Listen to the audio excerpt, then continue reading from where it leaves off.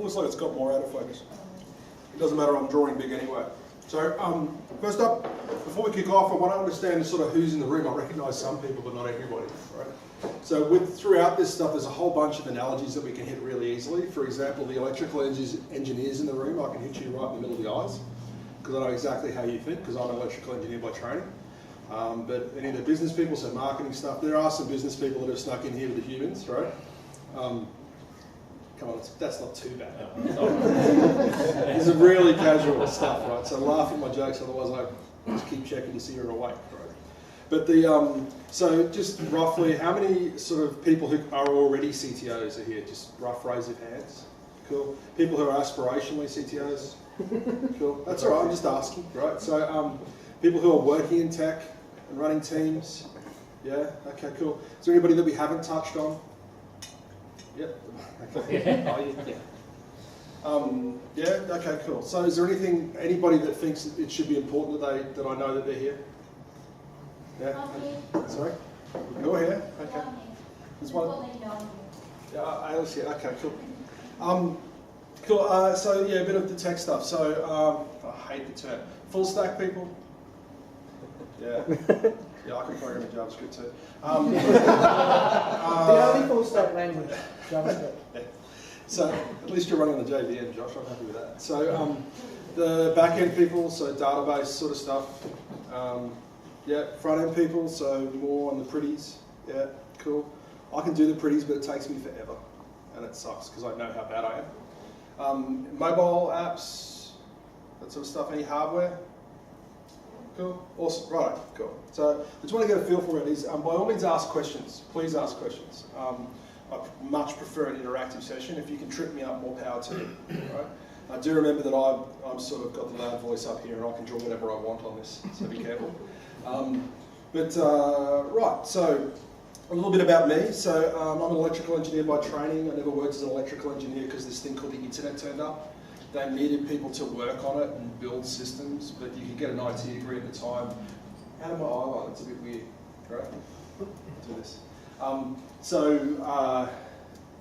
wanted people who could program. At the time, you could do an IT degree with one programming subject, and that was Modular 2.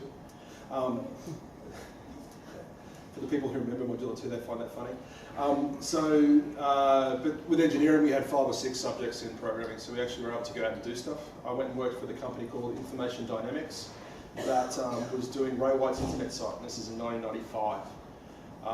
So I've been working there since then, which is like 22 years or something like that, doing commercial internet-based software stuff.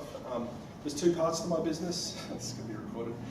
Dirty, stinky subcontractor to blood-sucking vendor run by 2 minions of the Prince of Darkness. Anybody want to guess? Oracle. Yeah, you know already. And then there's prototypes and proof of concepts of people with cool ideas. So basically what I do is I take a little bit of soul and I drop it into there, and I get a wheelbarrow back full of money and I tip it back into the startup community or new things, get a little bit of soul back, put the soul in there. I've got a soul economy going that way and a money economy going this way. But behind that, it used to be we, but now I'm a software development company. We specialise in Java. We get the economy of scope by going all the way from the really small stuff up to the really, really big stuff, like the big scary Exalogic boxes. Spent a lot of time taking stuff from enterprise down to startup and startup up to enterprise, and what this is really focused around is one that I do in a few places. I've actually done this 3 or 4 times today, some of these diagrams, to take the startup stuff into enterprise. Okay. So like I said, by all means ask any questions. If there's something you don't understand, it's likely there's other people in the room that don't understand. I have a tendency to, once I get going, to speak fast. So by all means throw something soft at me, not hard. I suppose a can of drink is a soft drink, so maybe, just give me some warning. But by all means interrupt me and ask the questions. Okay. It's in glass. Yeah, cool. Yeah, not the glass. Don't do that. Right, that'll hurt. Cool. So when we do the presentation, so I'm going to draw this thing. Is anybody nauseous? Is anybody watching? So if I do this and then I spin that around and do that, they're going to throw up. You're so cool. Just get you a bucket. But so what I'm going to do is I'm going to draw this. This is in lieu of me at the whiteboard, because I'm one of those guys who are at the whiteboard the whole time, as Bern can attest to. I do spend a bunch of my time down at River City Labs. I'm the mentor in residence there. I've been doing that for 5 years, so I've seen a few hundred businesses come through. I recognise some people for coming through and some people going through now. Basically, I stick my nose into other people's business until they unify against me with pitchforks and torches and takes me away. But they're unified, right? Yeah. So the other thing that I did that's out of interest that's relevant is about halfway through that 20 years of doing this stuff, we were in a business where I changed, well, as a team, we changed a project-killing project into a company-killing project by working 130 hours a week on it for 3 months. So when that fell over, it went boom and took everybody out rather than just being a nice little boom that took the project out. And after that, I went and did an MBA to work out what went wrong. About 2 weeks in, I worked out as contract management. So I found myself in an MBA learning stuff for the luxury of learning, which is it's a fantastic way to do it. I came out with strategy, entrepreneurship, and microeconomics, which fits my megalomania quite well, or civilization playing on the other things. So I walk in both worlds, so I find myself in a translator role a lot. Okay? So when we, so again, any questions at all? So I've got my notes down here to keep me mildly on track, but I'm happy to be derailed, which is part of the advantage of drawing this stuff. So when we scoped this thing out to start with, I tried to give a way of presenting what I wanted to talk about, which was that a startup, you don't have any resources. Like, it's literally you and the other person you probably started it with, or may well just be you, right? You've got no money, you've got no time, and you've also got no idea what the hell you're building. Right? You literally don't, every time you put your hand up, I think you're asking a question already. It's a shiny thing, yeah? Watch out for the squirrels. Right? So you also have no requirements, which basically means you have absolutely no idea what you're building. And it's not like the business is withholding the requirements from you because you're underperforming or anything. They literally have no idea either. Right? So this is the problem you've got. It's basically, for the engineers in the room or the machine learning people in the room, it's a dynamic optimization problem. Right? So you need to move towards a solution, but by the time you get the solution would have moved. So you need to find a way to be able to do that. So what I want to do is talk through that, and it's a model that I draw all the time. So Ben, you've probably seen this 15 times. It's beautiful. It is, it's a story life, yeah. But what I wanted to do is talk a little bit about why the hell we even bother doing this, right? So it's really about this risk versus return curve, right? So everybody's familiar with it from a portfolio theory or a finance thing. Actually, before we start, it really helps me out, and Josh is already doing this, if you tweet at me, there, and maybe copy in whoever, if you guys got a hashtag or something that you're doing now. Is there a, you don't have anything? Okay, so make one up. Now. Yeah. Sorry. CTO school BNE is what I've been using. Okay, there's a hashtag. School BNE. Wow, okay, cool. Right, so if you take a photo and tweet that and do that stuff, that really helps me out. Okay, because it means that we get to do more of these things. So anyway, what we're talking about, risk versus return. So we've got the return up here, which is nominally dollars, unless you're a social enterprise. But I've still not seen anybody feed themselves with hugs. And then you've also got the risk here, so whatever the SI unit for risk is, right? So in general, what you're trying to do, or what we're trying to do as a business, as a CTO playing in this space, is that we're actually trying to take these bigger risks to do bigger things. Now, there's a reason that we're doing that rather than doing a whole bunch of simple things, and it's because the risk versus return curve isn't linear. It looks like this. Okay, so if we can actually, that's the moving bit. Is everybody's finished with that? Anyway. So we're doing this thing where actually what we're trying to do is we're trying to take big risks out here and effectively do them, not because we enjoy taking risks, but because we actually want to get the return that's associated with it. Right? So a very large risk business out here, whatever that is, might actually give us 100 by return. So we're looking for that leverage in our time, our leverage on our effort. Right? We're not actually looking, if we wanted to go out and get a job and work at a bank or something, like go and work for Oracle or something, anyway, work for the ThoughtWorks, our hosts, or something like that, we could go and do that. Well, it's true, right? It's actually fairly low risk, and you get rewarded appropriately in the market. Okay? But as a CTO, from a startup perspective, what we're actually trying to do is do better than that. So up here is probably the amount of risk that you can take being a consultant or an innovation consultant or something like that, and the return that you get is about there, right? And just past that's the bit you can feel like you can ethically charge per day, right? And if this is the risk versus return of being rewarded by the market, that's the maximum money you can make in a year. Right? That's it. It tops out, right? And if the way to address it is to either get rewarded better for it or address the whole risk appetite thing, right? And get more comfortable charging more for it or whatever it is. But that basically caps what you can possibly earn in a year. And what we're trying to do is actually unlock the rest of this curve. Right? Now, so one of the things I normally draw on this curve is it took me a while to work out why I didn't like Uber, but it was this, right? So Uber on a risk versus return scale, especially now, right? Anyway, is somewhere up here, right? So the risk is absolutely ridiculous, but the return is incredible, right? I'd love to have been in that pitch. Well, the pitch they made to get more money. So we'd like to borrow whatever it is, $10 billion. Oh yeah, what for? We'd like you to invest $10 million. What for? Oh, what we're going to do is we're going to have a coordinated brute force attack against the legal systems in every country around the planet to pay the fines of the people that we're encouraging to break the law. So when they do that, and all the different jurisdictions decide they're going to let us do it, then we're in a really good position, right? So it's a brute force attack on this stuff. So yeah, look, super risky, but the return is ridiculous. Right, so that's the game we're playing. It's also well beyond what they can ethically charge, well, even the market would let them charge down here. Right, so that's the risk, and that's why we're doing this, because we can see an opportunity, we can do better things.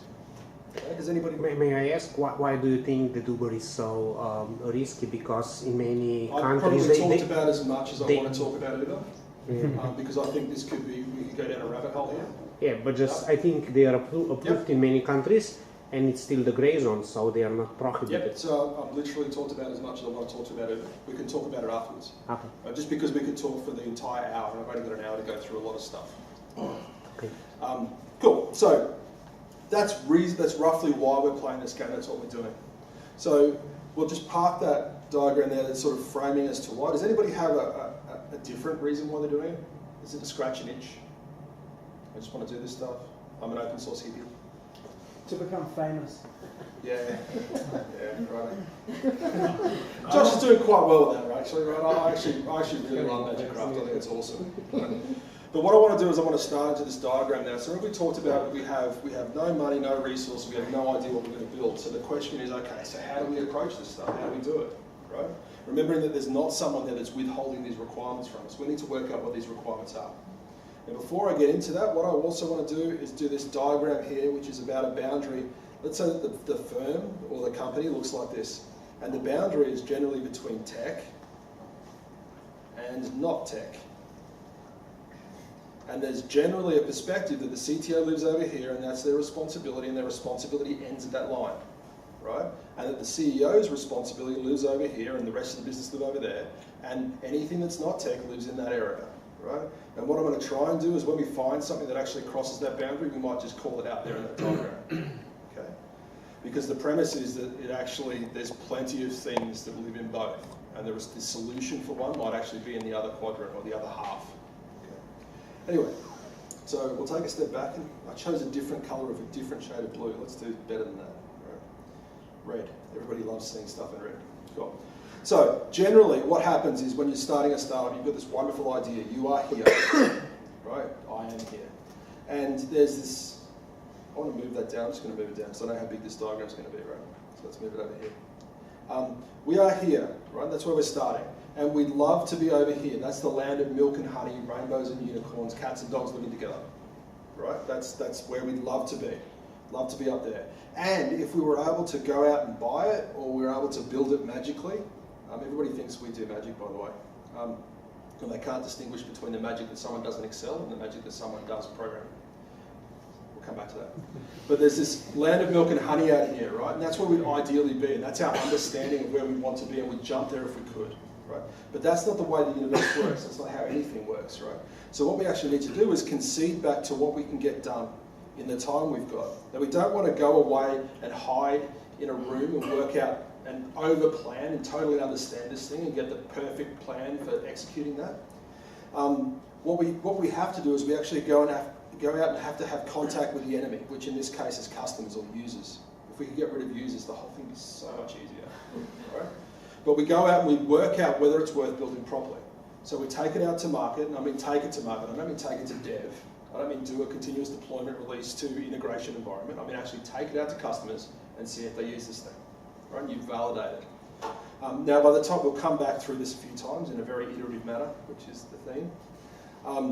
what we actually do is by the time we've gone out and done that, the land of milk and honey has changed, right? Either through our understanding, or the market has changed, or we've seen a new opportunity or something like that. But that's cool because we knew this was going to happen, right? We absolutely knew things were going to change because we didn't spend a massive amount of time up here. So what we've got to do then, it's weird, is we say, that's cool, we're expecting that. We will take a 2-week or an iteration run in that direction. Guess what happens, right? By the time that we've got there, they've actually moved again. So sales got involved or something like that. Or Google released something there, right? So well, we're not going to run towards that one. We have to go somewhere else, right? So cool. We knew that was going to happen. We didn't overinvest. We're just going to run in that direction. So we take it through. We call our shot. We deliver. And then we got lucky this time. It turns out that's still the right place to go. So we hit again. We double down on that, right? We've gone out and validated the people we demo to say, yes, we'll still buy this thing and here's some money. Hurry up and finish it. Right? And then what happens is it moves again, right? And it comes through and we execute that. And then it moves again, cool, we execute that, right? And now we catch up to these requirements. That doesn't mean we're done, it just means we're tracking really, really well, right? So when a new requirement comes in, we can execute and deliver in the time that we've got. So what we're actually doing is we're getting really good at calling our shot and delivering, calling our shot and delivering, calling our shot and delivering, and also working out what we should build, okay? So for the machine learning people in here, they can start to see it, right? It's literally just a search through a dynamic space, right? So control systems people can see this because it's just a control system. We're adjusting as we go. One of the ways that I frame this is instead of it being ready, aim, fire, what it is ready, fire, aim. Right? So we do enough about talking about where we'd like to go to be able to say, yes, it's worth doing. And then we shoot, we take the shot, we fire, and then we adjust. Right? We work out whether it's still where we want to go, and if it is, cool, we go that way. And we adjust this thing in. Everybody get that? So ready, fire, aim instead of ready, aim, fire. Now when we're doing that, the aim becomes super important. Super, super important. We have to be able to aim this thing. Okay? And we also have to take it out to market. We have to adjust to real requirements. It's not about how well we executed, or it's hard for me to not bash Agile, but it's talking about it in the context of this. It doesn't matter how well you executed your task. It doesn't matter if you called the right story points for this. What actually matters is whether it's valuable. So a diligently well-executed project done in an agile manner or a waterfall manner or a cascades manner or whatever we're calling it, right? So a cascade is a series of waterfalls, theoretically. So it doesn't really matter if you're, let me just pop over here for a second. If you're executing a project like this, you're here, we'd love to be there, excellent, we're going to deliver in an agile manner, look how agile we are, we've delivered it, and we've hit that thing, right? That's can be an agile delivery, but one way to frame this is that you actually haven't taken advantage of the fact that you are agile, right? Because to do this, you've probably sat there and planned for 2 months or done a feasibility study on how to execute that thing. If you have the capability to adjust, like we talked over here, then this is a sad state of affairs because we've over-planned, right? Now, it is useful as a shared mental model. It's certainly a good way to get everybody to work together. I won't bash over it. It's a little bit like being kindy, right? You have breakfast, you go out and play, you're quiet, so you get a star on your hand and you go and have a sleep, a bit of food, right? So it's a little bit lowest common denominator stuff. But it is actually the other side of lean. Oh, sorry, it's the other side of Agile is this concept of lean. So if you look, and it's not lean as in Six Sigma, so it's not the Six Sigma stuff. It's actually lean as in lean startup. There's a book called The Lean Startup by Eric Ries. I recommend you go and find it on the internet because he's made more than enough money out of Steve Blank's concepts, right? And to be fair, Steve Blank stole it as well, but not stole it, leveraged it, standing on the shoulders of giants, right? But this is a lean startup thing, and the difference between that and Agile is that given that you've got the capability to adjust and go through these things, then you don't need to plan as much. And in fact, if you take a look back here, in this way of going about things, oh, it's green looks good, right? If you look at this and you follow this process, you need to talk about this only well enough to say that we're going in this direction. So it doesn't matter if the idea that you've got or the business that you're talking about is there, any of those spots, because the first step is pretty much the same. Right? So you don't need to plan on it, you need to start moving towards it. Right? So you don't need to have a plan. Now, you do need to talk about it. You do need to analyse it. You don't just do whatever's easy or whatever you feel like, right? What you need to do, there's normally a big scary mountain there that you need to climb over. You need to get your team to climb over. So you need to talk about this thing well enough that everybody's happy climbing over that mountain. I'm not going over that mountain. Oh, the land of milk and honey's on the other side of it. Fine. How cool is it there? Rainbows and unicorns, man. Cool. Okay, we're going, right? So you need to talk about it well enough to do that, to get started, but not really much more than that, right? Because you know that this is going to change, and through this voyage, through this journey, through these experiments that you're doing into the market, you're going to learn what it is, okay? And you'll be informed. And it may well be that you have to do a U-turn a bit, but it doesn't matter because we're moving. Do you know what I mean? Yeah. The other thing that's interesting with this is that, it also doesn't really matter where we start, because we're following this optimization or this process that's going to be optimization. So if we start there, we eventually end up on the same path anyway. So we don't even need to be in the perfect place to start this thing. Right? So it's about, you don't need to know where you are, really. It doesn't really matter where you are. It also doesn't really matter where you're going past the general direction. What matters is that you're following a process. You're following this process, right? Which is, we're here, we call our shot on what we're going to deliver, we execute it, and we demonstrate it, we take it through to users, and then we come back and lather, rinse, repeat. So we call our shot, deliver, come back, call our shot, deliver, come back, call our shot, deliver, come back, call our shot, deliver, come back. Does that look familiar? Right, that's an agile process, right? But we're using this agile process in a way where we're not over-planning. And this is a hard sell inside an enterprise. You can do it. I mean, I'm doing it occasionally with Oracle and stuff. We're certainly convincing them that they can do it, but it's a hard sell, right? But when you're in a startup and you've got no resources, no time, no money, you've got no idea what you need to build, this is the only thing you can do, right? Cool. So the other interesting thing about that is you've got little to no control over where you are right now. You are where you are.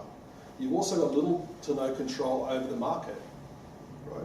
Because the market can actually move without any of your interaction. So the scenario here was that Google released something, right? Even if you were perfectly executing towards this thing and it was perfectly right that the market was there, someone else has come up and suddenly it's not valuable anymore. So even the safe spots that we've perfectly planned it move. So we need to be able to do that, we need to be able to adjust. And this is the manner through which we do it. So for me, getting really good at that loop constructs a robust business. Now from a CTO perspective, there's a real temptation to think, you know what, we actually build stuff. What I do is I do the coding to build products, right? But what you're actually really trying to do as a CTO is you're trying to build a business that builds products, right? So the business is the product, not the product you're trying to build. So one other way of doing it, this normally happens when a CTO wants to leave a business, because it always happens, people fall out of love with their business, right? It's perfectly fine, it's perfectly natural. When they want to leave, there's this real temptation that I will finish the list of things that I said I'd get done. And that's actually not valuable to the business, because you're going to go in there and you're going to push through these things and you're going to disappear and suddenly they can't do anything. What you really should be doing is making sure that the business can continue to do lists of things. Do you know what I mean? It's a different perspective on it. You're actually trying to build capability into the business. Because when you're a business owner, when you're the CTO, you're trying to make yourself redundant. If you've got some equity in this thing, you are desperately trying to make it so you don't need to be there anymore. Someone else can get paid to do it, right? You're trying to live off that equity stuff, which is what we're talking about here. So we can get some sort of upside that's that good that we're going to get well, it's probably better than that, right? So it's up here, right? But we're going to actually get a better return and we don't have to actually have to work in it. That's what you're trying to do, which is very different than when you're trying to maintain your job. It's an entirely different way of thinking, right? But remember, that's the part you get if you work the whole time, right? And we're trying to come up here and do that stuff. Is everybody with me? Cool. So, now we're talking about this part here. So, the other cool part about this, there's a lot of cool parts to it, right? The other cool part is, if it turns out that this entire thing is a colossal waste of time, all we've done is found dragons, we can't do these things. The bit that we can take elsewhere into a business is this. We can take that capability that we've got to be able to work out where we are, call our shot, execute, go again, and apply it in a space. We can take that up into an entirely different industry and do it. Do you know what I mean? So that's the valuable thing, that's the robust part of the business. As a team, we can go and do that. Everybody heard the term acqui-hire before? So for the people who haven't, right, in San Francisco it's considered a fail, right, because you didn't succeed as your product. But it's a lovely outcome, really, right? So if your team rocks, right, team actually rocks, you diligently and excellently executed the wrong product and you got smashed by someone or whatever happened, they pick up your team and they say, we will have you and you will run at this product here. Right, so they actually buy the team. And at the moment, the machine learning stuff, so if you're a machine learning company and you've got a team that have diligently built something that didn't make sense or was trumped or whatever it was, no, unintended. So if something happened like that, the machine learning companies are going between $3 and $5 million per engineer. That's how they value it. Right, so if you've got a team of 10, it's between $30 and $50 million to buy you guys. You have to be good at what you do, but you don't have to be as good as you think you have to be to get that sort of money. So there's such a good value in actually having a robust team. So that's Popgun's exit strategy. Yeah. I was like, how do we actually make money out of that thing? Without going too much into the machine learning stuff, because that's a whole, the same way that the Uber stuff's a whole. Sorry, excuse me, I shouldn't have had it. I knew I wanted to have it. I opened it before I started talking, and it's been singing at me.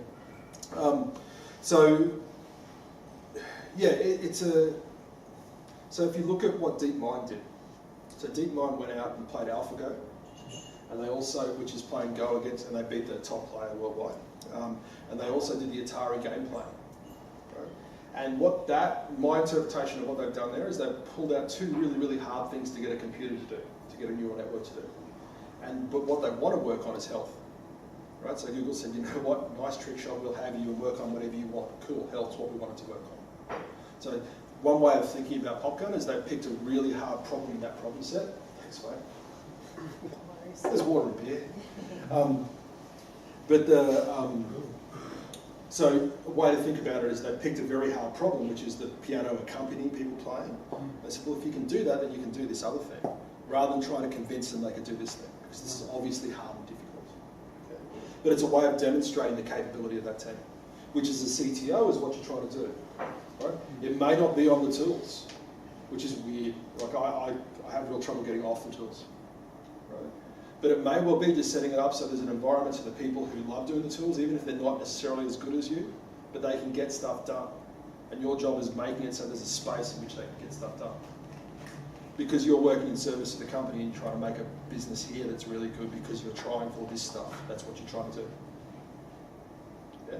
And it even works if you're a CTO as an employee, because you're going to get paid much higher, so you're really working here because the business is so much more valuable. Do you know what I mean? Am I running around in circles or am I getting some nods? Yeah? Cool. Thanks, mate. Yeah. Martin, you're still holding onto that glass bottle, right? Absolutely.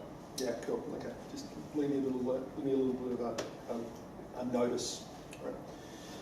So one of the other things that tends to happen, we can probably go a couple of ways in this presentation here, depending on what you're after. But from a technical perspective, there's this real temptation to build perfect. Everybody gets with me on that. I want to build a perfect solution. Right? Does everybody understand there's no such thing as a perfect solution? And even worse, the perfect solution changes. Right? It moves over time, like the definition of perfect moves. Right? So for me, because I'm an engineer and I'm also in the software stuff, so I've got much more control over it rather than having stray capacitance and all that sort of stuff. For me, really early on, there was a mantra that I had to build in so I could actually get shit. Oh, first swear, there you go. It was good. It lasted a while, right? So I could get shit done, right? And this mantra, which has been on the website forever, and there's no need to look at my website, right? It's been the same since 2003, is that I want to be effective first, right? So as a business, as a person, as a developer, as a leader, I want to be effective first. And then after I'm effective, I get to be efficient. And then after I'm efficient and I'm still effective, then I get to do elegant. Right? There is no point elegantly delivering something that's inefficient or ineffective. It doesn't matter how beautiful the project plan was or how well I tracked it. If it's not useful, it doesn't matter. Right? Which sort of comes back to this thing here. Right? So there's a real temptation to think, hey, I came back to the right colour, everything. fix that. There's a real temptation to think, if I diligently execute the project over here and deliver on time, on budget to functionality, then I've done my job, right? But this separation here is fairly arbitrary. Your job is to try and build a business that's going to make a whole bunch of money. So diligently executing something that won't work in the market does not help. And in fact, I've done what you told me to do is a fight start, right? And it's literally stomping your feet and holding on your breath. But I did what I was told to do. Yeah, well, it doesn't matter. So part of the solution to solving that problem about what the hell do we build actually lives over here in tech. And what I'll do is I'll jump a little bit into a thing called pirate metrics if you're interested. Right? We can talk about measuring things about the business. But basically, this is the business case for analytics. Because when you deliver a product into an enterprise or to the market or to wherever, you actually want to be able to defend the fact that it's working. So suddenly analytics are about defending the business case rather than defending the fact that the servers stayed up. Do you know what I mean? So it means that in a startup, the analytics is something you put in really, really early. Because it actually informs what product you're doing. It informs whether that button was ever clicked. Not to justify invoicing for it, just to see whether we keep it in there or not. Right? And in fact, there's a whole bunch of tricks around that.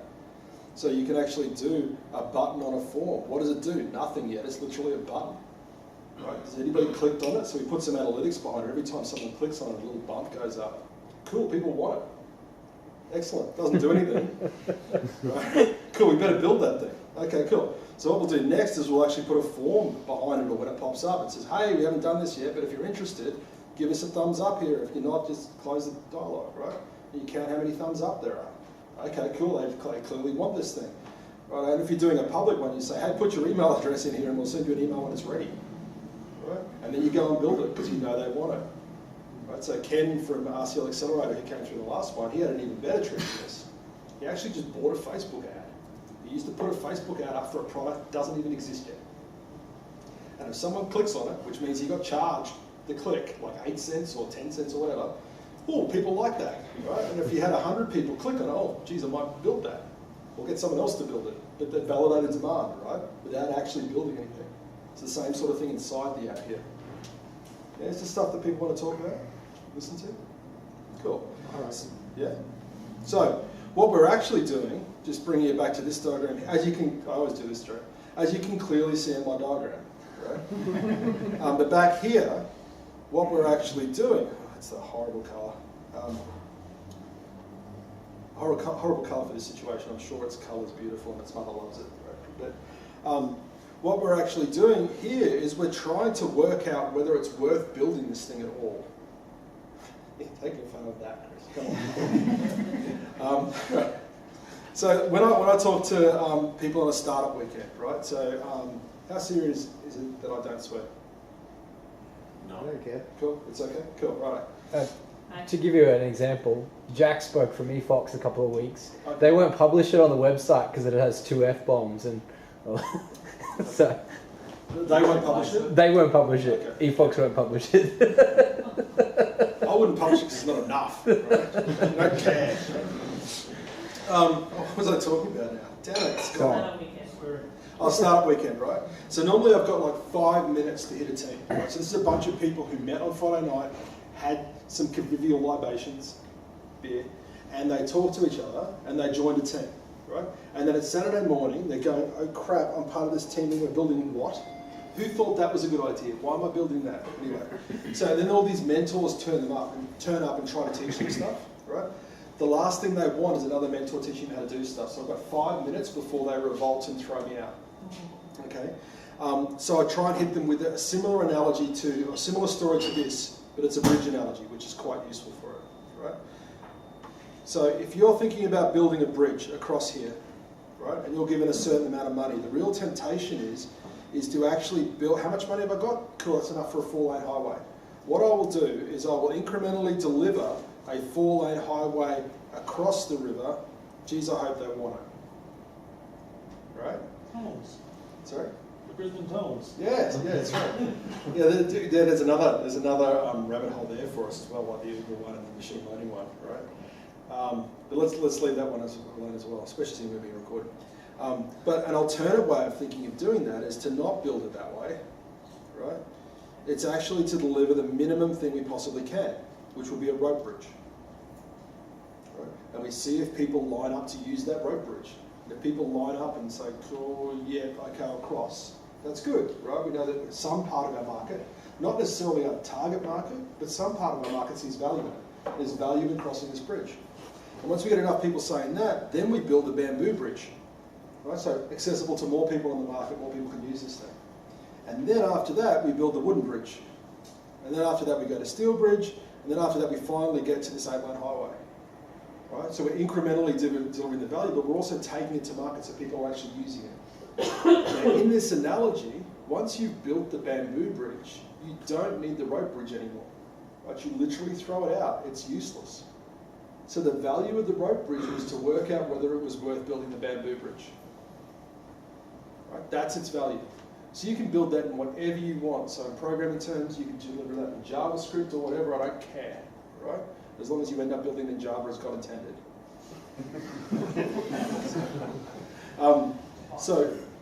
Sorry?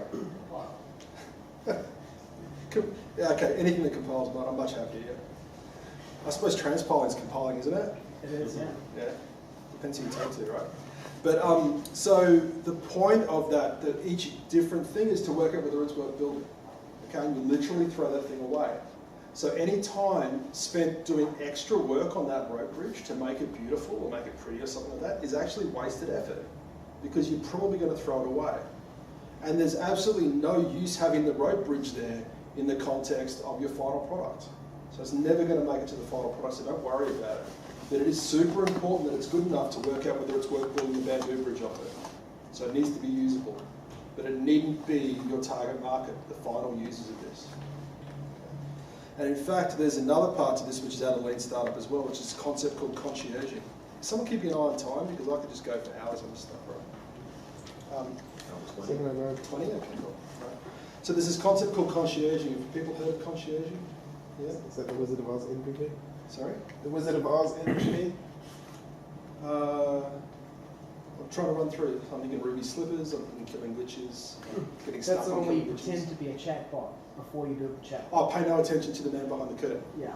Okay, yeah, cool. Well, I was just working. I wasn't being funny. I was really trying. Right? I was staying away from little people and all sorts of stuff, right? Cool. So yeah, it's like that. So what you're actually doing is you're setting up a stand here, right? Saying, hey, crossing the river, $10, right? And if people come up and say, cool, I want to cross the river, you kind of, shit. Fine. You get the rowboat out, you take them over, you come back and you say, not again.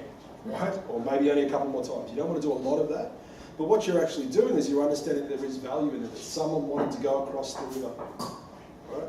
So you actually do that manually. You don't even need to build a bridge to do that. Non-scalable, Yeah. non-repeatable stuff.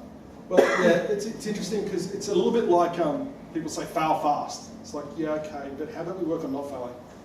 Let's do that first, right? So it's a little bit like doing the stuff that doesn't scale. Just because it doesn't scale doesn't mean you should do it. Right? It's a little bit, don't feel bad about doing the stuff that doesn't scale. Because what you actually do is you understand how to do that stuff. So the analogy breaks down a bit here, but obviously when you're rowing across, you're going, yeah, definitely building another way to do this, another way to do this. Right? And there's another analogy or another story around being able to do this in, say, a business process. And you start out just literally having an email-initiated business process and human task, and then you tick it off at the end, right? And you get people using that. And then you turn up next week and you say, of these tasks that you've done, because I know how many you've done, I know when you've done, I know who sent it through, right? Of those ones you've done, what hurt? Oh, well, there's two types of emails. There's the ones that suck and then the ones that aren't too bad. The ones that suck, I have to go out and get an export from that system and bring it into the email and then I send that back. Cool, we'll automate that. Right, so you're discovering requirements through executing that business process. And you lather, rinse, repeat that. So instead of going through this big business process re-engineering exercise, you can actually turn up, put a workflow system in there and deliver that the first week and suddenly you're delivering value. Which, again, looks like value versus time. Traditional project, feasibility study, development, deliver to production, cool. Hopefully comes up with this and pays for itself eventually, right? A lot of the projects I work on don't do that. They tend to, so you're after trying to control that deflection. They come out like this, or they come out like that, or they come down like that, right? Regardless, they're all celebrated as a great success because everybody's culpable, right? But when you deliver the project to production, you're trying to control that thing. So a lot of the projects I get thrown on are probably around that sort of area. But in this analogy, this lean way of doing stuff we're talking about here, you're actually taking something to market straight away. And you have a chance of delivering value instantly, which means you can probably have a chance of getting paid instantly. And revenue is really cool. You can buy things with it. And if that's worked, cool, we'll go again. And if that works, cool, we'll go again. And if that works, cool, we'll go again. And we're delivering value straight away, rather than going through this big thing down here in the hope that our plan is awesome. Yeah? And we address the risk that the feasibility study is built in there to do by actually, if the project doesn't work, we kill it. If it's not working, we do something else, rather than trying to sit in the room and work out what perfect looks like, because perfect moves and it's unachievable. We just start, which is the ready, fire, aim stuff. And actually in that, to bring the analytics back, if your project is at risk, right, you can deliver the analytics on it and say, yeah, by all means cancel our project. You bring the 800 people inside our organisation or 800 customers who are paying $10 a month on this, and you tell them we're shutting it down. Oh, really? 800 people are using it? Yeah. So in your startup stuff, you really need to get that analytics in there, not just to track who's using it, not only to track the profit you're making from it, but also to defend the project, or to do experiments and to understand whether people use it more or less because you've added this button or not. So in the context of a lean startup or a lean project or a startup project, the analytics in it really early is not a non-functional requirement. It's a really important requirement in the context of this problem. What should you be building? What are our requirements? So the stuff that you get out of that is actually super valuable and it helps solve this problem over here in not tech, which is outside the CTO's domain. Do you know what I mean?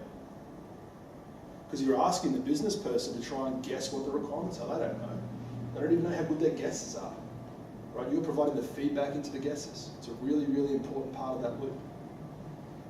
Right, so I threatened to do pirate metrics as well. So let's just, did I finish these ones? I hate it when people tell stories and they don't finish them. I'm pretty sure I did. Okay. Just throw something soft at me if I didn't. So over here in this robust stuff here, and we talk about the analytics that we were just talking about, being able to measure where your business is at is a technical question, right? So being able to get a good measure of that, it's super valuable into the business, which is what you're trying to build a better business, not to build a better tech, right? So the marketing analogy is that nobody, or the marketing story is that nobody wants a power drill. Nobody really wants to own a power drill. What they want is a whole bunch of 3/4 inch holes. And they don't care how they get it. It's the same with software. Nobody actually wants software, right? In a business context. They actually want the benefits of the software. And the software is the method through which they get those benefits. So you're actually after the benefit, not the software. So if you're looking at this business, right, it's called Pirate Metrics. It's got by a guy called Dave McClure. Right. Actually, I saw it. Why I'm laughing is I saw a tweet today from Steve Baxter asking if we're allowed to talk about Pirate Metrics. He's in trouble at the moment, right? He's in big trouble at the moment, yeah. He's had to step down. Anyway, so yeah. It's a shame because he's actually a nice guy. He swears more than all of us combined. I know. So it's called Pirate Metrics because it's about measuring the stuff around the business to understand it. And it's called, the antithesis is vanity metrics. So something like likes. So how many Facebook likes, how many retweets we have, all that sort of stuff. And it's not a vanity metric because it's social media. It's a vanity metric because it always goes up. It doesn't mean anything, right? It's not a useful metric. We can't use it to compare two businesses. I've got 1,000 likes. Cool, I've got 100,000 likes. Okay, how long have you been in business? 10 years. How long have you been in business? 2 months. Okay, well, I'm thinking you're doing better. So getting this measure per time or per unit or per something, it starts to be something you can compare with. So notably, another vanity metric is total revenue. Doesn't sound like a vanity metric, but it is. It's only ever going to go up. All right. So anyway, so Pirate Metrics is a mnemonic. I love a mnemonic, right? Or is it an initialism? I can never tell the difference. Someone will tell me, right? To remember it. So it's R-A-A-R-R and it's pirate metrics because it's the sound of pirate mates. Over the parrot and stuff, right? So it's about acquisition, activation, retention, referral, and revenue. Almost. Revenue referral in reverse. Not the way I tell it, Josh. I got that. This is pirate metrics according to Peter Laurie. Absolutely. I'm in the ascendancy at the moment, right? Yeah. So, yeah, it could be any way around. So anyway, so if you search for pirate metrics online, you'll see a lot of presentations around this stuff, and it's a fairly deep topic. The way I do it, unsurprisingly, is I draw a diagram. And the way that I think about it is that the business is actually an engine, right? It's a money multiplying machine. And what we're doing is acquisition is out the front, and there's a whole bunch of stuff about funnels, right? But acquisition is about how many people you can get to come to the intake or the front door of your business, right? To turn up to the website. So it might be dropping some money on Facebook, it might be dropping some, going out and setting out some flyers or sending emails or whatever you're doing, right? But it's about how many people come to the front door, right? And then activation is how many people that come to the front door actually decide, you know what, Peter, I'm in, right? Now that needn't be putting their credit card in. I mean, obviously if they can, that's great. But it may well just be putting their email address in. It may well be just subscribing. It may well be putting a social media like on it, whatever. But they've come to see what we offer, and they've decided, yeah, I'm in. So they've signaled they've made a decision, right? And throughout all these metrics, it doesn't really matter how you measure them. You need to know the quality of what you're measuring, but it doesn't really matter how you measure them. So we'll come back to that a bit later as well. So we've got acquisition coming in the front door, we've got activation, we've got retention, which is how long they stick around for, right? We've got referral, which is how many people who turn up, how many people do they bring in through, right? And then you've got revenue, which is why I tell it in that order, yeah? So it's easier to understand if we do a little bit of an example with it. So this translates really well to a software as a service sort of business, right? So let's say we drop $1,000 into the front of our advertising into Facebook and we get 1,000 users turning up. I'm doing simple maths because this is performance art, right? I'm not doing complicated maths. So let's say that of that 10% of the people that turn up, actually they activate. They come in and say, yes, we'd like to participate, right? For the people doing an e-commerce site, 10% is actually really high. So don't panic if you're not at 10%. Right? Just that's easy, right? Let's say they stick around for 12 months. They tell nobody about it because we don't want to have a second order system if we can help it in performance maths, but we'll come back to that. And let's say that we get $10 per month, right? So stick around for 12 months, $10 per month. Okay. So running this scenario out from that $1,000 in, it's going to be $1,000, 10%, we've got 100 people there, they're sticking around for 12 months, so that's 1,200. Multiplied by 10, that's $12,000. So $1,000 in the front, $12,000 on the way out. This is a 12 by business. What's your business worth, Peter? I don't know. It takes a year and it multiplies the money by 12. You tell me what it's worth. Right? So now we're getting towards some valuation just by measuring this stuff. And the technical people in the audience, and we're all mostly technical, so I'm kind of sorry now, right, picking on you a bit. But you can get this from the Apache logs, right? With a URL redirector on Apache or an Nginx, you can get this stuff. And you can take it out of the access logs and you can work this stuff out. It's not comfortable, there's tons better ways to do it. For example, Google Analytics will do most of this for you, probably more. But you can actually get this by having a URL redirector and throwing the marketing code on it. So when you put that URL up to Facebook, they click on it, it has the little thing on the end of it, so it comes through as a UTM thing in your access logs. Right? Not hard to do, but ridiculously valuable to the business because now they know which part of their marketing is actually doing better. And there's another marketing term, another marketing adage that is, I know I waste 50% of my marketing budget, I just don't know which 50%. Right? Literally, that's the way I was taught marketing. But now we do a lot better because we can actually track this stuff. And once we do that, we can do some interesting things, right? So once we're measuring this as an engineering adage and a management one, is what gets measured gets done. So now we're measuring this stuff, we can start to improve it. So let's say we work this out, and now we've done a bit of effort, so we've improved our marketing effort, we've actually targeted it a bit better, right? Now let's say we drop $1,000 into Facebook and we get 2,000 users in. Suddenly, this is a 24 by business. Right? And we say, you know what, we've got an 18-month thing in 10 minutes. You can just yell that out if you want. Production quality is not that high. Okay. I'm sitting up here swilling beer, right? Choking on beer, which makes me even worse, right? So 18 months now instead of 12 months, so that's 36 by business. Right? And you can justify doing that project. Hey, why are we doing this? Oh, I think we should have people stick around longer. No. Hey, why are we doing this? Because if we get it right, we get to stay an extra 6 months, it's going to be worth an extra, whatever it is, 1.5 times our business. Our revenue is going to be higher. And when you're flying close to the wind, that's massive, right? So now you're able to justify these projects based on a startup, right? You can go to the CEO, you can have the argument, or go to the board and say, you know what, we need better socials. Why? Well, the answer they're expecting is because Facebook's cool, man, we need to do it. There's this new thing we've got to do, it's called Snapchat. I don't know why, but we've got to do it, right? Because TechCrunch said it's cool, right? But what you can actually do is you say, you know what, if we can actually get this right, every user that we're paying 50 cents for in the red scenario here, we can get for free if they bring 5 people with them. So we're justifying this project. Why do we need to have a good social flow? Because it's going to deliver value back to the business. And you want that, don't you? Why don't you want value to the business? I don't understand. Aren't you the CEO? So now, by capturing this data, remember the data comes from the Apache logs, right? And a URL redirector. You're now making business decisions about these simple things to capture. And we're only looking at the outside of the app, we're not looking at the inside of the app. Right?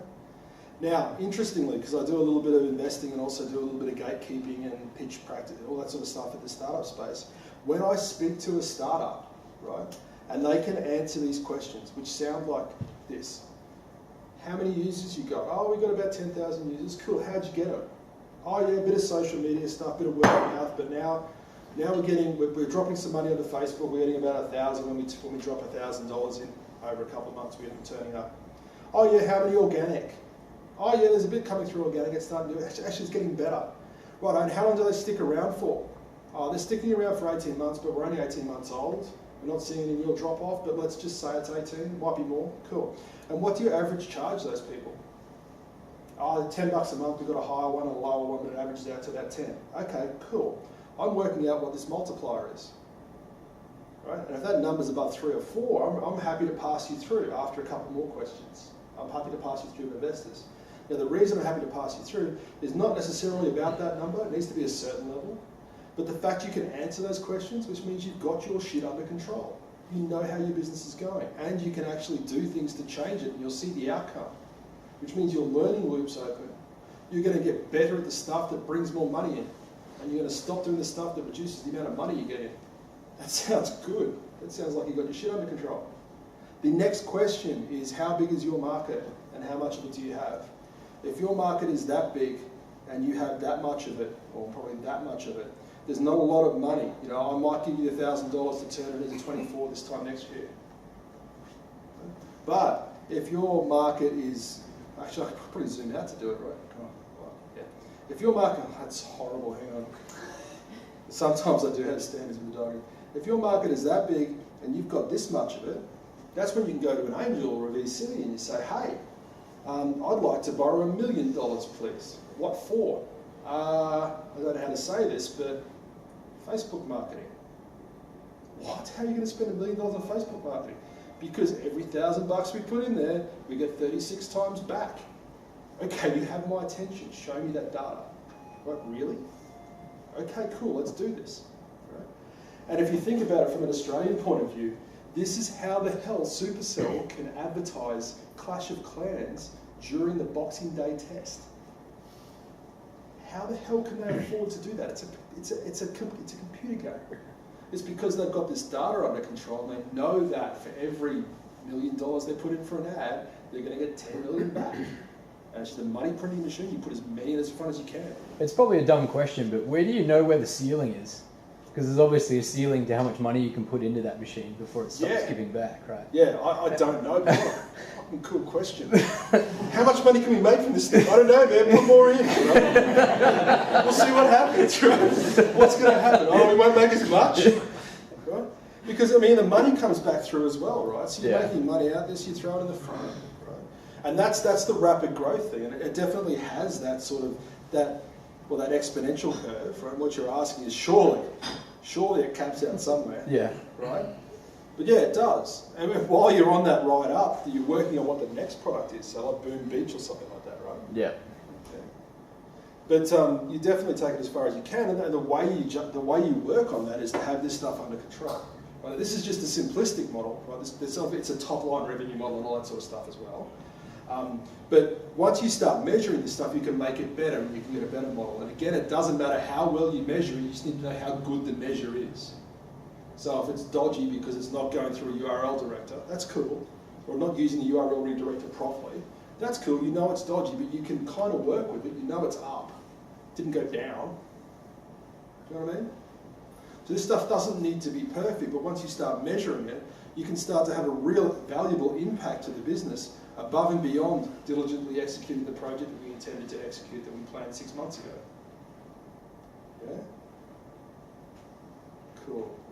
So I've got tons more stuff to talk about. We've only got a few more minutes, so I'm happy to take questions around this stuff. I'm actually pretty mad. Yeah, cool. So that kind of works for B2C. Does it work for B2B as well? The pirate metrics. The pirate metric stuff. Well, I think. Okay, first up. Okay, let me try a bit of a trick. This is a consulting trick. What are you trying to avoid? Having to parse an Apache log. So the effort of doing this is pretty small. So just do it, right? Sure, yeah. The follow-up question is, is it as valuable? Does it work the same way? I think it's different, but I think that the theme's still the same around what gets measured gets done. Certainly tracking your percentage through here and tracking how much money you're spending to get that, and then going to an investor and asking to say, I want more money. Why? Well, because enterprise sales suck and it takes us 18 months to get through. We need to do 10 of them to get the money coming through, but once it's going, we'll be all right. And over time, we're getting better at this process because we're targeting them better either through a stand or something like that. So it rhymes with it. It's not exactly the same model, but I think the coverage around it is pretty good. And for the software as a service people, just while we're here, so acquisition costs divided by activation cost is cost of acquisition of customer, so it's CAC. Lifetime value is the revenue multiplied by the retention, so how long they stick around for, right? Your viral loop is down here, and there's other ratios that they're starting to do with it, but the software as a service ratios are really interesting. They start around this sort of stuff. There's churn, which measures how many out and in. Yeah. And just quickly, while we're floating around here as well, we spoke a little bit about doing the same sort of metric tricks, but inside the product. So how often do they go through certain paths? Should we take that path out? Should we put another path in? Through that experimentation stuff, at the core of that is measuring how they're being used. Right? Which again is this technical responsibility or this technical capability bleeding over into how we do a better product, which feels like it's outside of the CTO's responsibility. But it's actually the bit they're missing. I mean, this is annoying me forever. We're going to put the button in the top right, and it's going to be green. Okay, why? Because I'm the designer, and I've been using computers for a long time, and that makes no sense to me. No, I've got a scarf and horn ring glasses. This is where it goes. No, right? What we're going to do is we're going to A/B test this thing. We're going to put both out there, and we're going to see which ones wins. And the secret is I don't give a shit which one wins, but I want the thing to be data-driven rather than opinion-driven. Right? And that data-driven things are trumping argument across the board. And you'll see it in startup weekends. So the businesses that go out over a startup weekend, where is it here? Go up over a startup weekend and they explore around, they get out of the fucking building 3 or 4 times, right? And they come back and they say, here's our pitch. And so it's normally Steve in the audience for the RCO ones. Here's our pitch, Steve, and this is what we did, and this is the product we built. And he puts down and says, why are you building that makes no sense to me? Yeah, it didn't make sense to us either. We went out and spoke to 500 people. 400 of them wanted to buy it, 300 signed up, 20 of them paid up front for the entire year, so we decided to build it. And he'll sit there and go, you can call. Right? How can I help? Right? Because the data trumps the opinion. Right? But from a CTO perspective, it really bleeds over into this. It's helping up that way. You know what I mean? Cool. Any other questions? Oh, okay, right. Cool. As long as it's not about Uber. So I believe you come up first, Chris. All right. Do you have any advice on how that approach can work outside of software in, say, hardware, where it's not as easy to fake a product in terms of... Yeah, so remember that you're not faking the product, you're faking the value of the product. Right, so there's actually a really, I can't find it now, but there's a really good example of a ticket machine. So everybody seen that one? So it's a subway ticket machine, and the ticket comes in the top, and there's a dude underneath it going up. It's probably not in the box. Yeah, it's mechanical turkey, right? So I don't think it's as easy because hardware is hard, as you try and quote for the die. Right, hardware is hard, yeah, whenever you're moving atoms around instead of bits, it's a lot harder. But I think that again, that rhymes similar to the question before. It rhymes with this, and you should strive for it because what it really is about getting the feedback loop tons quicker. So the faster you get that feedback loop, the quicker you can move around. So like here, where we talked about it, so it's this, and like this is where velocity comes in out of the Agile stuff. So we're here, well, no, not the same colour, right? We call our shot, get there, come back, call our shot, get there, come back. As we get better at that, if we were doing the same amount of time, we can actually get further, right, in the same amount of time. Or we could actually get to the same distance in half the time, which means we've got tighter turns. We can track better. So I think in general, you're trying to strive for that very quick adaptation. But the other thing that's forcing it out this way is you need to do enough to the product to be a material change. Right, so what you're actually trying to do here is you're trying to get a really good decision about which way to go. Right? So if your test that you take at it, if the product's not different enough, it's not going to be a discriminatory enough test, so you can't make a decision on it. Do you know what I mean? Yep. Yeah. So getting enough of a prototype to be able to... We've got to get down here first and then Lorraine and then you. Yep. Yeah. So I think, I acknowledge it's hard, but I think striving to do something like that would work. And one of the ways that the software stuff actually is interesting is, say, the Teslas. So it's a firmware over-the-air upgrade. Right. So the hardware is still the same. Right. So maybe there's a software thing to the hardware, and it might be the product's actually more expensive because now you're putting in something that's programmable instead of hard-coded. But it opens up this ability to adjust the product, so you get making the hardware be able to change quicker. Something like that. I mean, mobile phones are a really good example as well. Right? Yeah, because they can new features over time. Yeah, and it may well be that you release the product with the hardware in there, but you've got no software to drive it, and you turn that thing on. So yeah, around that sort of area. Cool. Let's say that we split startups in 3 groups. The one they have just the concept and no revenue. The second group that they have pilot project and revenue, but they are not profitable. And the third one which make money and they are eventually cash generating machine. Why sometimes investors are investing into the first group without any revenue, just the concept, and the third group company couldn't be attractive? Is that another long answer to it? Take your time. Sweet. I would like to see you finished up within the next 20 minutes so ThoughtWorks doesn't have to kick us out. That'd be cool, mate. I can't believe ThoughtWorks kicked us out of an innovation event. So, I write newspaper articles. You should see me when I do stuff in state governments. They love that. Okay, so to answer to your question about why angels invest in some things but not other things. Yeah? Okay, so remember we had our risk versus return thing before, so it's the return up here and risk. I always draw that the wrong way around, but anyway. So risk versus return, and that the return is something like this. Okay, so if an investor, so say the angel investor, could go to market, and if they could get something that they want to take this much risk, this is how much return they should get from it. If they wanted to do that, then go into a mutual fund at that risk. Okay. So when and in this model, anything at the same risk that only gives that amount of return, right, is a bad investment. Anything that's taking that risk that gives this sort of return, excellent investment, right? So it's just for the model, right? And in fact, mutual funds spend a whole bunch of time trying to get a little bit above it, right? So you got to have 53 investments. It's a maths thing. You got to be perfectly diversified and all that sort of stuff, right? which is exactly what 500 startups is doing. Right?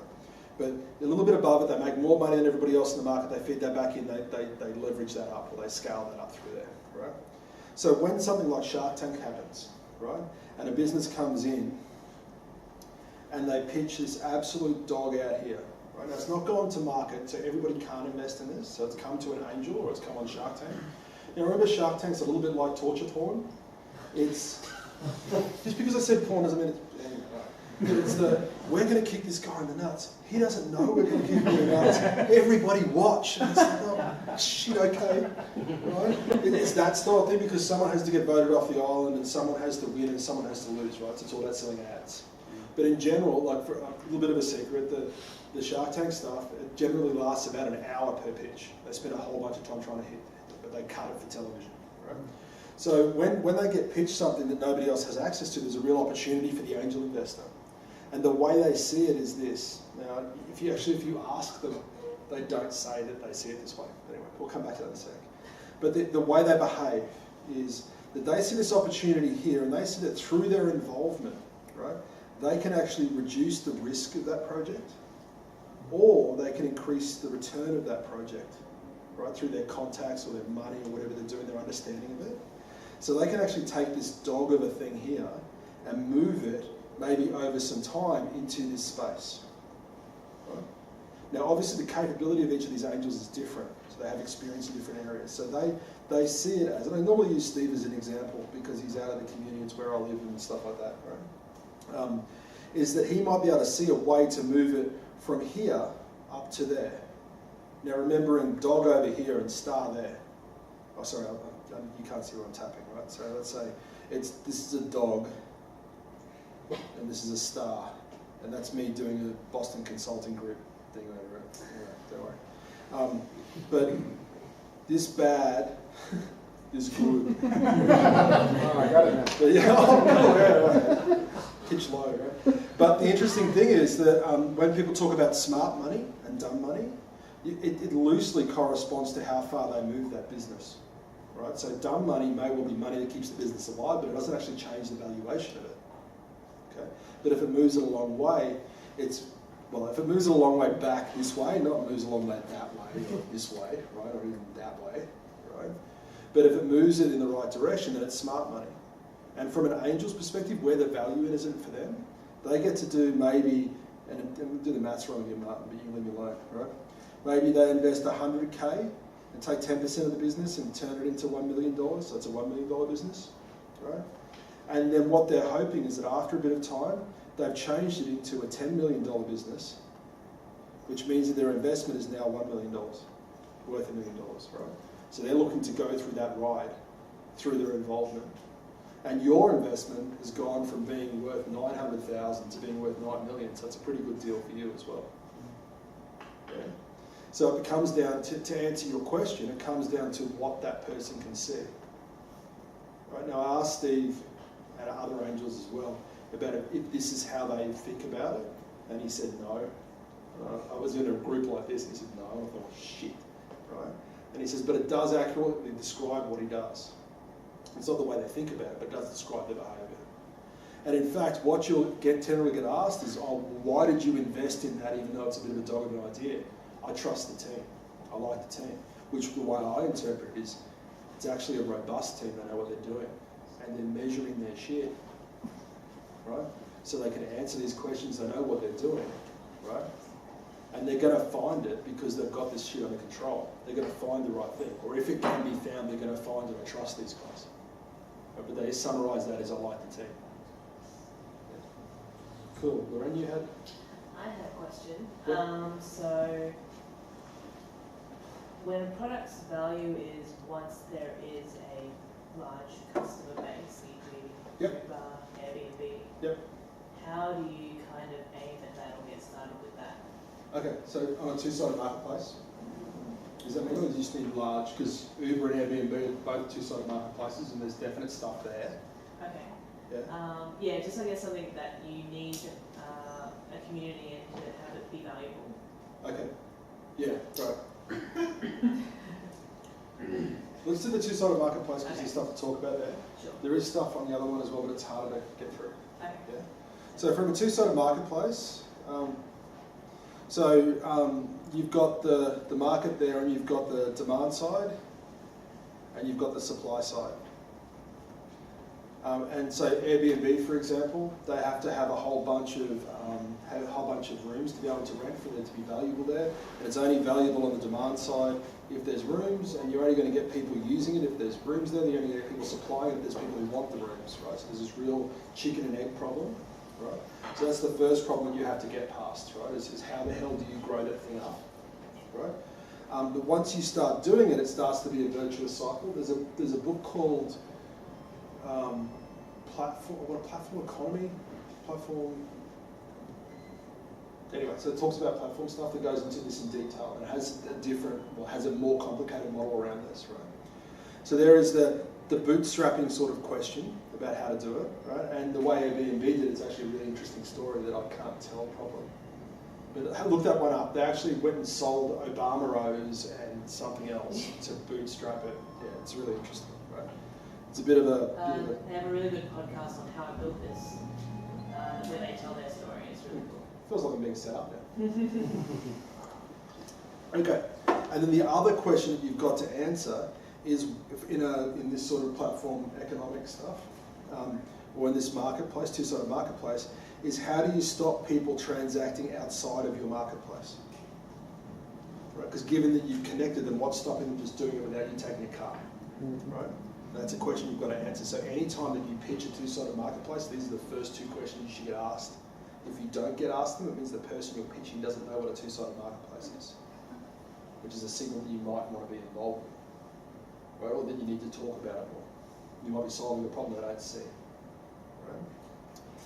So, and obviously, there's a little bit of value of network stuff there as well. So, this gets a bit mathsy. What's your question like, Kayla? Is it a good one? So I actually forgot it. Okay, cool. So while you're trying to remember it, we'll do this really quickly, right? So the value of a network, and there's a lot of theory around this stuff as well, but the value of a network, there's three different ways of thinking about that value, right? So the first one is what's called Sarnoff's law. And I quote these so I remember them, right? So Sarnoff's law, which is that the value of the network is roughly proportional to the number of people that are in it. So it's called Sarnoff's law because it's the person who came up with network television. So it's this ability to broadcast. So the value as this person here is that I can tell everybody all at once about it. So it's pretty obvious that it's proportional to the number of people in it, right? Then the next one is Metcalfe's law. So the network engineers have probably heard this one, which the value is roughly proportional to n squared for large n's. I won't say n, capital N. It's actually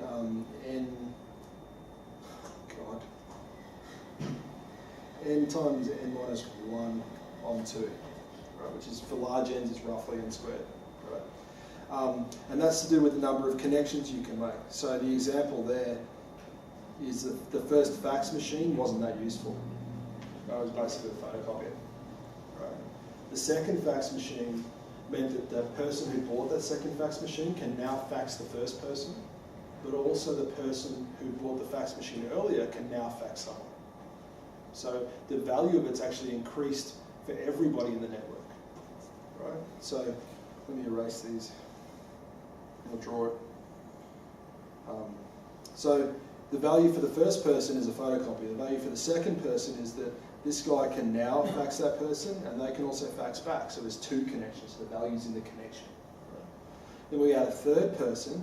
They buy it because, hey, I can send it to two people. But also the other participants in the network can now send it to them as well, so their value's gone up. So the value goes up pretty quickly. Right? And that's your network economic stuff. So you'll hear it talked about as an externality, a positive externality. Right? And so that works with all the communication stuff. So it's about connections through. So Skype, for example. Skype got more valuable the more people that were on Skype. And the more people were on Skype, therefore it's more valuable. Therefore people join. It goes through this penetration curve as well. Right? The last one that we'll talk about is called Reed's Law, and its thesis is around collaboration. So its value goes up roughly at, well, it's actually 2 to the n minus n minus 1. And it's a group theory thing. So what it talks about is the number of collaborative groups you can have. Okay, so the first one's pretty boring. You can have one group and it's got you in it. Right? This is why growth hacking exists, right? The second one, right, you can actually do, well, there's still the individual groups, there's the group together. So that's the, yeah. So the third one comes in, now there's a group we can do here, a group we can do there, a group we can do there, there's the entire group, right? So it goes up quickly, it actually goes up much faster, it starts out slow but then goes nuts, right? So think about that as Google Docs, right? The ability to collaborate over a document, or Wikipedia. So 3 or 4 of us can go in and collaborate on something, and that value is in the collaboration of all of us together. So this is about the number of groups we can do. But this is all about value of a network, it's not really about utility. But anyway, so the point of it is that when you've got growth or value coming through these different ways of doing it, your value goes up very quickly. Okay? And the answer to, that's part of the supply stuff. So once you have to seed it, and once it starts to seed, it starts to get its own value. And you'll see people, and that's the viral loop stuff we were talking about before. So you've got Uber actually incentivizing that viral loop. The more people that use Uber, the more popular it gets, and the more people that use it realise, hey, I could do that. And then they jump across from the demand side to the supply side. So the more people that had using it as customers actually created more drivers. And the more drivers they had, the more customers. So it's a real virtuous cycle like that. Now the answer about how do you stop people collaborating outside of it is around reputation is one way of solving it. So if this person who's a driver over here, right, gets a stronger reputation through delivering people, through driving people to places, every time they drive, they want them, especially the people who are 5 stars, right, who think they're worth 5 stars, they want them to say they're worth 5 stars. So instead of it being 5 stars, it's actually 500 5 stars, right? And they actually build more reputation and they do better on the platform, the more successful things they have. So they're incentivized to have stuff in here. And it happens the other way around as well. So as a good driver, the more, if I'm a good person, I want to be rewarded for it so I get better drivers. You know what I mean? And that keeps people in the platform. Cool. Did you? Yeah, I remembered. And then I had another one. So only my one. first one.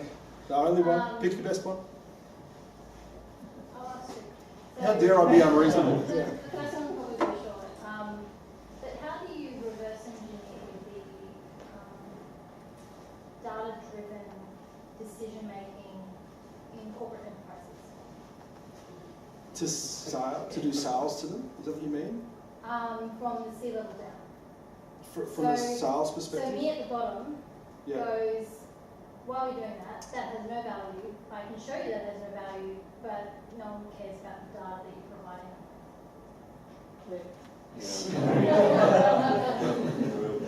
Yeah. But how do you... So you're talking about... You're going through Oracle and helping them change their decisions around how they do projects and stuff. So what does that process actually look like? It actually looks a lot like what we went through before. So it's talking about, generally the way they talk about their projects is, we can't do this. Yeah, we have to redraw it, right? Again, time extension, right? So we'd love to be here, we go out to tender and we decide that we've gone through a feasibility study to build this stuff, so we need to diligently deliver it. And there's no way inside our organisation we could ever do it a different way. So this whole lean thing is very nice, Peter, but it'll never work for us. I actually had this argument in Auckland. Not argument, discussion, debate. For it to be an argument, I would have had to have cared about the outcome. That's horribly arrogant. Anyway, oh yeah, cool. So you diligently deliver this stuff here, and you incrementally deliver, and you have milestone payments and stuff like that. And I said, well, how's your variation stuff? Oh yeah, we have variations all the time. Okay, well, you know that going in? Yeah, we actually plan and we have contingencies for variation. So what's that around? Oh, well, we can't always get this thing perfect. Okay, so when a variation comes in, what do? Oh, we say that, no, we actually want to deliver this instead. Right? So they're actually operating in the same way, but they're paying for it differently. So they still spend this money up front, but they deliver that and then they try and move this way. And so the argument around doing it was, hey, how about you just accept the fact that things are going to move and just adjust and sort of angle that way if you know they're going to move. So why do you actually set up your contracts in a way that makes you go through this hoop? Now, it's not easy to change, right? And places like Suncorp, for example, they actually have an agile process a lot further up than you think. But inside an organisation, eventually they say, when's it going to be done? Oh, when it's finished. How many iterations? Well, our velocity is this. Okay, so how many story points? Oh, we've got roughly this. Okay, I need to speak to an adult, right? To work out how much money I give you in the time we've got, right? Don't give me this when it's done in rubbish. But some businesses actually go much higher with that. But practically inside an organisation, there's normally a responsible unit who's willing to take the punt. And say, look, I don't care, I'm just going to get $10 million budget and we'll spend as much as we spend of it. Hopefully it's less. Yeah, so someone takes the risk there, and in some organisations it's much higher than you think. But in a startup, that's the only thing you can do. Yeah. So my other question was... First up, does anybody else have a question? You will be denying either a second question, so that's pretty cool. Oh, you're all too nice. Go. How do you discuss emerging technologies that not everyone has quite gotten to the same point in, particularly when there's a lot of phonies in that space because it is still emerging technology? Okay. And how then can you... Good question. So you go to an investor and you've got party A and party B, and party B really doesn't know what they're talking about. But they've said blockchain, AI, and big data in one sense. Yes! There are so many unnecessary blockchain applications out there, it's ridiculous. But yours is perfectly fine. Yeah. We think so. It actually is. Pretty well, yeah, exactly. Had nothing to say it now. Yeah. All right. So it's very similar to being. Okay. So the way I normally characterise this is businesses buying 3 kilos of innovation, please. Right. And then consulting firms diligently go out and they find, I don't know, 3 kilos of innovation. Yeah, sure. What colour did you want? Oh, yes, colour. Yes, of course we want the red ones. Yeah. Well, we found this racing red one. They're tons better, and they charge them for it. This transaction happens about 3 kilos of innovation. It doesn't mean anything, right? So addressing that, you can either go in there and directly say these guys are charlatans, don't do it. But that just makes it sound like you're being competitive, right? You're just being. So the way that I play this is to take a step back and say, well, how do you decide which ones you do, right? What constitutes a good solution? So you educate them in their purchasing process. And of course it's aligned with what you're doing because you're solving that purchasing process, but you're not saying they suck, you're helping them make a better decision. Right, so it's more of an education thing. Yeah. And if you want to get aggressive about it, you have a panel and you invite your competitors along. Right? And they talk about how awesome their products are, and you say, well, you know what, let's not talk about the product, let's talk about how you guys decide which ones you use. Right? You run the discussion. You're saying, well, clearly, it's got to have this attribute, and this attribute, and this attribute, and this attribute, because that's what you need. And here's how you execute, and here's how you do it. Oh, what do you do? Oh, well, I deliver these things. How do you guys go? Oh, you don't need that. Right? But so it's an education process, and that's tons slower. And ideally, you don't want to be doing that as a startup. Yeah. Well, not through a sales education. The panel's probably cheap enough. Well, I guess what I'm saying in... We might need to talk after. Yeah. Yeah. Is it probably the last question? I'd cut it off there and we might pick it up at the top maybe. Okay. Well, everyone please join me in thanking Peter.